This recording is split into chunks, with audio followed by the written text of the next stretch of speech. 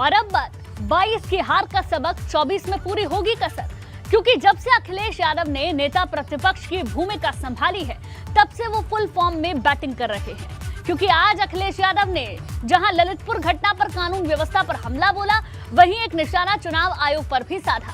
जानकारी से अखिलेश की 2024 की तैयारी के रूप में देख रहे हैं, क्योंकि शिवपाल यादव और आजम खान की बगावत के बाद भी अखिलेश अपने लक्ष्य से नहीं भटक रहे हैं।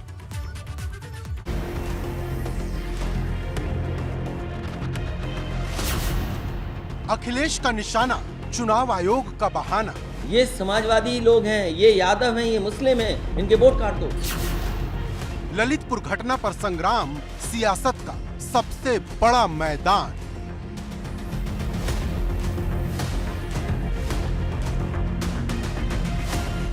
उत्तर प्रदेश की चुनावी जंग में मिली हार की टीस अखिलेश यादव को हर दिन सता रही है, और अब तक जो बात दिल में थी वो खुलकर जुबान पर भी आ गई, क्योंकि अखिलेश यादव ने पहली बार हार का ठीकरा चुनाव आयोग पर ही फोड़ दिया। अखिलेश यादव की माने तो पन्ना प्रमुख ने यादव और मुस्लिम इलाकों में वोट काटी, जिसका फायदा भाजपा को मिला। भारतीय जनता पार्टी बच गई, नहीं तो इसी चुनाव में उनको जनता ने सबक सिखा दिया था। अगर आप आंकड़े देखेंगे तो समाजवादी लोग 3.5 लाख वोट से ही तो पीछे हैं। अभी भी इलेक्शन कमीशन ने कुछ विधानसभाओं के डेटा अपलोड नहीं किया अभी तक, और डेटा अपलोड इसलिए भी नहीं हो सकता, हो रहा हो क्योंकि उन्हें मैनिपुलेशन करना है। भाई मैनिपुलेशन जब तक नहीं होगा तब तक डेटा कैसे डालोगे? आपका विधायक जीत गया, निकाल के बाहर कर दिया, रिजल्ट आपने अपने पक्ष में कर लिया, अब वो वोट कहीं तो दिखाओगे आप। और न जाने कितने वोट कट गए, और खासकर जो पन्ना प्रभारी थे उन्होंने चिन्हित कर करके ये समाजवादी लोग हैं, ये यादव हैं, ये मुस्लिम हैं, इनके वोट काट दो।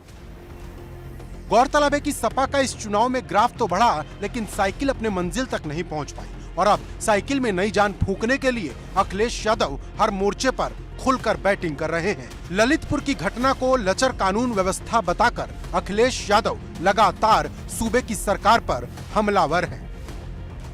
के सामने घटना है ललितपुर की, एक पीड़िता जिसके साथ बलात्कार हुआ, वो अपनी फरियाद लेकर के आई, फिर बलात्कार हो गया उसके साथ। भाई दुनिया में ऐसी कहीं घटना हो सकती है?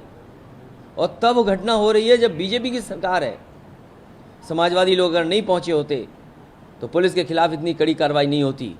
मेरी फिर मांग है कि ऐसे लोग, पुलिस के लोग जो इसमें शामिल हैं, वो टर्मिनेट होना चाहिए।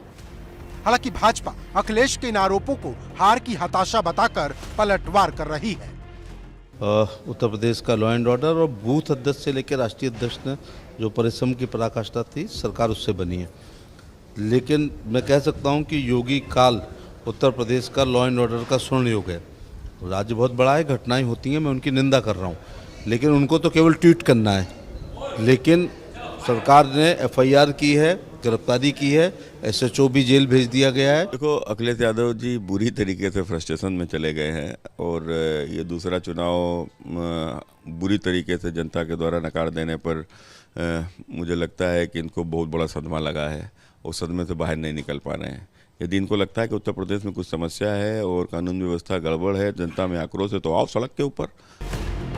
लेकिन मुद्दे की बात यह है कि क्या अखिलेश यूपी में एक मजबूत विपक्ष की ताकत का एहसास करा पाएंगे, क्योंकि समाजवादी पार्टी में बगावत की आग लगी है। एक तरफ चाचा शिवपाल का खेमा है तो दूसरी तरफ आजम खान का कुनबा। Bureau report, ABP Ganga.